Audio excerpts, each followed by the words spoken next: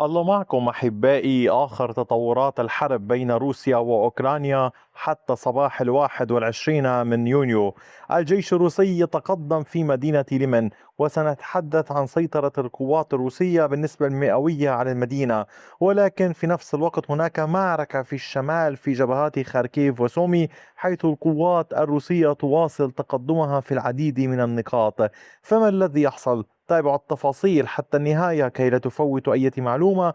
ولنبدأ مباشرة من جبهة مدينة ليمن في شمال مقاطعة دونيتسك. هنا الوحدات الروسية بدأت عمليات الضغط أكثر فأكثر في الجهة الشمالية.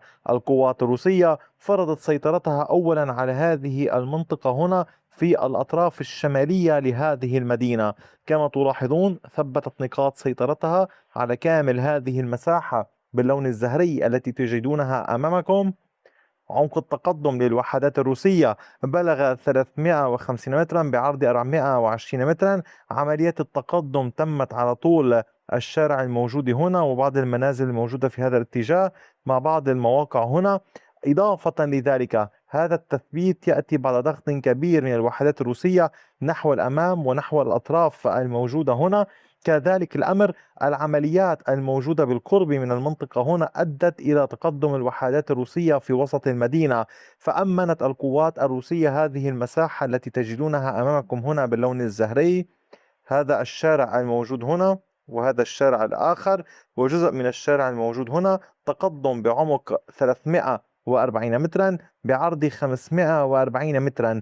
القوات الروسية تواصل نشاطها في المدينة وتحاول التأكد من خلو هذه المناطق والمباني من القوات الأوكرانية. ومع هذا التقدم الروسي في مدينة ليمن كانت قد بلغت نسبة سيطرة الوحدات الروسية مع صباح 21 من يونيو 35.35%. هذه هي نسبة السيطرة الروسية في مدينة ليمن.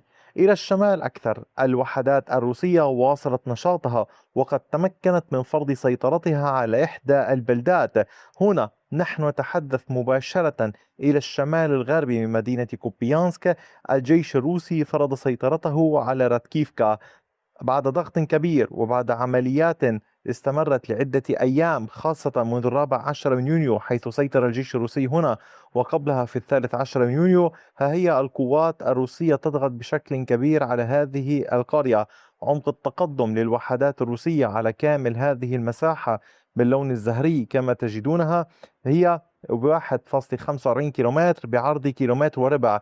هذه البلدة كانت محاطة من ثلاثة اتجاهات بأحراش غابات في المنطقة هنا وهنا وهنا. القوات الروسية ضغطت بشكل كبير. ما أهميتها؟ طبعا هي تساند في العمليات التي ينفذها الجيش الروسي باتجاه الجزء الشمالي الغربي من كوبيانسك والمنطقة المحيطة. كذلك تساعد في العمل على الضغط أكثر نحو الأمام وتشكل قاعدة إمداد وانطلاق، خاصة وأن هناك نهرا يقسم المنطقة هنا إلى عدة أقسام. لذلك أي تقدم أي بلدة هنا يمكن أن تشكل نقطة إمداد مثل هذه وهذه وهذه نحو الغرب أكثر فأكثر. وبالتالي العمليات الروسية مستمرة في الجبهة الغربية كما لاحظتم، إضافة إلى العمليات المستمرة في داخل مدينة كوبيانسك وبلدة كوبيانسك في زلوفي وبودولي وغيرها من البلدات في محيط كيريليفكا في الجبهة الشرقية. هذا فيما يتعلق بالجبهة هنا، إضافة إلى امتداد الاشتباكات لتطال كامل هذه المساحة. إلى الشمال أكثر وضمن مقاطعة خاركيف أيضا الجيش الروسي واصل توسيع سيطرته متقدما في محيط ميتروفانيفكا. الجيش الروسي سيطر على هذه المساحة الموجودة هنا أمامكم باللون الزهري. عمق التقدم للجيش الروسي بلغ 1.2 كيلومتر بامتداد أكثر من كيلومتر ونصف. هنا المحاولات الروسية مستمرة لإغلاق هذه المنطقة، أي السيطرة على كامل هذه المساحة والعمل أكثر باتجاه البلدات المحاذية للسيطرة الروسية. ونحن نتحدث عن هذه البلدة الموجودة هنا وبيترو إيفانيفكا، إضافة إلى استمرار العمليات باتجاه كولوديازني. ما الهام في ذلك؟ هذه البلدات كما تلاحظون على كامل هذا الامتداد تقع على طول الطريق الرئيسي هنا، تشكل نوعا من الطريق الهام وخط دفاعي للوصول إلى فيليكي بورلوك. وطبعا هذه المنطقة هامة جدا للقوات الروسية لرسم نوع من الخريطة الأمنية أو الحزام الأمني على طول نهر أوسكيل هنا وصولا فيليكي بورلوك ربطا بفولشانسك وغيرها. وهنا كما تلاحظون هذه الحدود الروسية الأوكرانية عند هذا الخط باللون الزهري، لذلك هي هامة للغاية من هذا الاتجاه.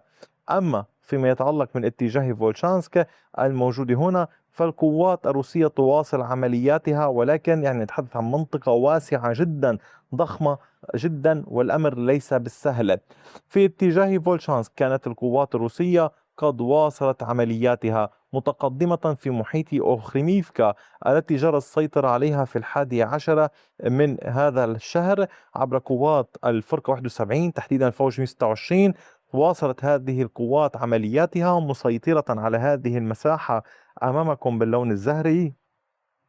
عمق التقدم للجيش الروسي في هذه المنطقة بلغ 1.32 كيلومتر بامتداد أكثر من كيلومتر ونصف. العمليات مستمرة، وهنا كما قلت لكم هنا يوجد نهر على طول هذا الاتجاه. يحاول الجيش الروسي السيطرة على البلدات الموجودة إلى شماله. وفي المنطقة هنا إن كنتم تلاحظون يوجد نهر في هذا الاتجاه وهذا الاتجاه. تحاول أيضا القوات الروسية توسيع السيطرة في هذه المنطقة، ولكن في الجهة الموجودة هنا غربي فولشانسك الجيش الأوكراني لا يزال يواصل شن هجمات مكثفة وبقوة، يحاول أن تعود هذه المنطقة كاملة إلى السيطرة الأوكرانية. نحن نتحدث عن هذه المنطقة، لذلك كل طرف في هذه الجبهة لديه مهمة واضحة.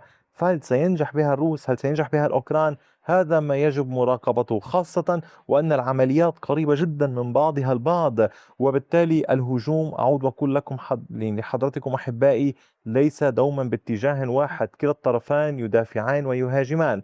في سومي الوحدات الروسية تمكنت من توسيع سيطرتها باتجاه كيانتسيا هنا بين إيفوزانسكي وكيانتسيا ونوفايتش. الجيش الروسي سيطر على كامل هذه المساحة باللون الزهري كما تظهر أمامكم.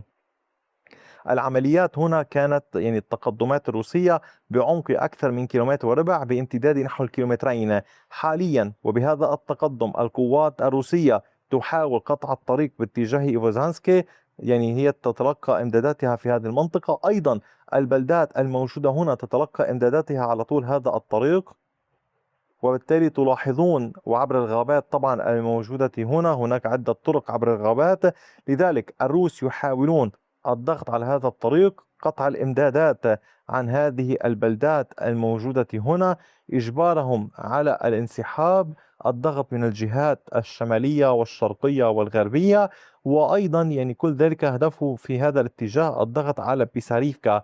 وكلما توسع الروس كلما أصبح لديهم قدرة أكثر على إرسال إمدادات إلى العمق أكثر فأكثر. ولكن دعوني أذكركم هناك حشد كبير حول مدينة سومي من القوات الأوكرانية، وطبيعتها تلعب دورا هاما للغاية في مجال استخدام أسلحة متنوعة ومختلفة.